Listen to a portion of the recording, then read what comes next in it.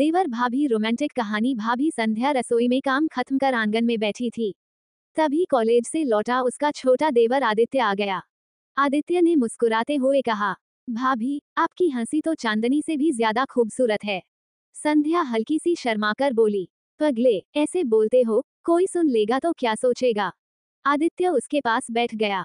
दोनों के बीच चुप्पी छा गई, पर दिल की धड़कनें बहुत कुछ कह रही थीं। हवा में गुमसुम खामोशी थी, और वही खामोशी उनके बीच की मोहब्बत का राज खोल रही थी। धीरे से आदित्य ने भाभी की ओर देखा और बोला, पता है भाभी, जब भी मैं आपको देखता हूँ तो लगता है मेरी दुनिया यही पूरी हो जाती है। संध्या की आंखों में नमी थी, मगर होठों पर मुस्कान। उसने हाथ रोकते हुए कहा, आदित्य ये रिश्ते बहुत नाजुक होते हैं, पर दिल के जज्बात को रोका भी कहाँ जा सकता है।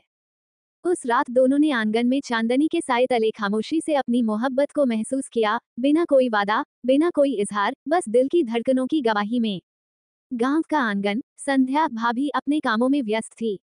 तभी कॉलेज से लौटा उसका देवर आदित्य पहली बार उसे गौर से देखता है। भाभी की सादगी, उसकी मुस्कान और आंखों की चमक ने आदित्य के दिल में कुछ अजीब सी हलचल पैदा कर दी। उसे पहली बार लगा, ये सिर्फ भाभी नहीं, कोई खास एहसास है। दिन बीतते गए, पर आदित्य की नजरें हर बार संध्या को ढूंढती रहती। रसोई से आती उसकी चूड़ियों की खनक, बालों की खुशबू और उसकी धीमी बातें, सब कुछ आदित्य के दिल को छू जाता। संध्या भी नोटिस करने लगी थी कि आदित्य जब भी घर आता है, उसके चेहरे पर अलग सी चमक होती है। मगर वो इस राज को अपने दिल में ही छुपाए रहती। एक रात बिजली चली गई। आंगन में चांदनी बिखरी हुई थी। संध्या चारपाई पर बैठी पंखा झल रही थी। आदित्य धीरे धीरे पास आया और बोला, भाभी ये चांदनी आपकी तरह लगती है, चुपचाप पर सब कुछ रोशन कर देती है। संध्या का दिल तेज धड़कने लगा, मगर उसने सिर झुका लिया। उनकी चुप्पी ही उनके दिल की मोहब्बत की गवाही दे रही था। कई दिनों तक आदित्य खुद को रोकता रहा, लेकिन एक शाम बरामदे में हल्की बारिश हो रही थी। उसने धीरे से भाभी का हाथ पकड़ लिया और बोला, भाभी मैं जानता हूँ ये रिश्ता आसान नहीं है, मगर जो महसूस करता हूँ वो झूठा नहीं है। मैं आपको चाहने लगा हूँ। संध्या की आंखें भर आईं। उसने धीमे स्वर में कहा, आदित्य दिल तो मैं भी तुम्हारे लिए खो चुकी हूँ, पर हमें सोच समझकर चलना होगा। आदित्य और संध्या दोनों अब एक दूसरे की नजरों से बच नहीं पाते थे। रात को जब सब सो जाते, तो आंगन में हल्की सी आहट होती और दोनों चुपचाप एक दूसरे को देखने लगते। संध्या का मन कहता था ये गलत है, लेकिन दिल हर बार हार जाता। आदित्य ने उसकी आंखों में देखते हुए धीमे से कहा, भाभी आपकी खामोशी ही मेरा जवाब है। एक दोपहर घर के सब लोग खेतों पर गए थे। संध्या आंगन में तुलसी को पानी दे रही थी। आदित्य चुपके से आकर बोला, आज पूरा घर खाली है, क्या मैं थोड़ी देर आपके पास बैठ सकता हूँ। संध्या ने डरते हुए इधर उधर देखा, फिर धीमे से सिर हिला दिया। उस पल की नजदीकी ने दोनों के दिलों को और भी बांध दिया। संध्या की चूड़ियों की खनक और आदित्य की धड़कनों की आवाज एक साथ गूंज रही थी।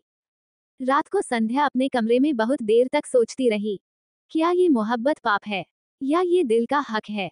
उसका मन हर बार उसे रोकता, पर आदित्य की मासूमियत और सच्चाई उसके इरादों को तोड़ देती। वो जानती थी कि आदित्य की आंखों में सिर्फ सच्चा प्यार है, कोई छलावा नहीं। एक रात आदित्य ने संध्या का हाथ थामकर कहा, भाभी मैं आपसे कोई वादा नहीं चाहता, बस इतना चाहता हूँ कि जब भी मैं आपको देखूं, आपकी आंखों में सिर्फ मैं नजर आऊं। संध्या ने पहली बार बिना कुछ कहे अपना सिर आदित्य के कंधे पर रख दिया। ये उनकी मोहब्बत की पहली कसम थी, चाहे हालात कैसे भी हों, दिल में सिर्फ एक दूसरे के लिए जगह होगी। उस रात आसमान में पूरा चांद चमक रहा था। आंगन में ठंडी हवा चल रही थी। संध्या चारपाई पर बैठी थी, तभी आदित्य धीरे धीरे उसके पास आया। वो फुसफुसाया, भाभी ये रात बहुत खूबसूरत है, जैसे हमें एक दूसरे के और पास ला रही हो। संध्या ने हल्की मुस्कान के साथ उसकी ओर देखा, लेकिन नजरें झुका लीं। आदित्य ने उसका हाथ थाम लिया, इस बार संध्या ने हाथ नहीं छुड़ाया।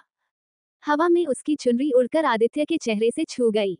आदित्य ने मुस्कुराकर कहा, ये हवा भी जानती है कि हमें और करीब लाना है। संध्या शर्माकर बोली, आदित्य तुम बहुत बदल गए हो, पहले तो इतने सीधे साधे थे। आदित्य ने आंखों में गहराई भरकर कहा, मोहब्बत इंसान को बदल देती है भाभ। संध्या की आंखें बोल रही थीं। वो आदित्य के और पास आ गई, उसके कंधे पर सिर रख दिया। उनके बीच कोई शब्द नहीं थे, बस धड़कनों की आवाज थी, जो रात की खामोशी में गूंज रही थी। आदित्य ने उसके कानों में धीरे से कहा, आप मेरी पहली और आखिरी मोहब्बत हैं। संध्या के होंठ कांप रहे थे, लेकिन उसके दिल ने पहली बार पूरी तरह से आदित्य को स्वीकार कर लिया। वो रात दोनों के लिए एक सपना थी, लेकिन अचानक आंगन में किसी के कदमों की आहट हुई। दोनों ने जल्दी से अपने आप को संभाल लिया। संध्या ने घबराते हुए कहा, आदित्य, ये मोहब्बत हमें छुपानी होगी, दुनिया कभी हमें समझ नहीं पाएगी। आदित्य ने कसकर उसका हाथ पकड़ लिया, तो हम दुनिया से छुपा लेंगे, पर अपने दिल से नहीं।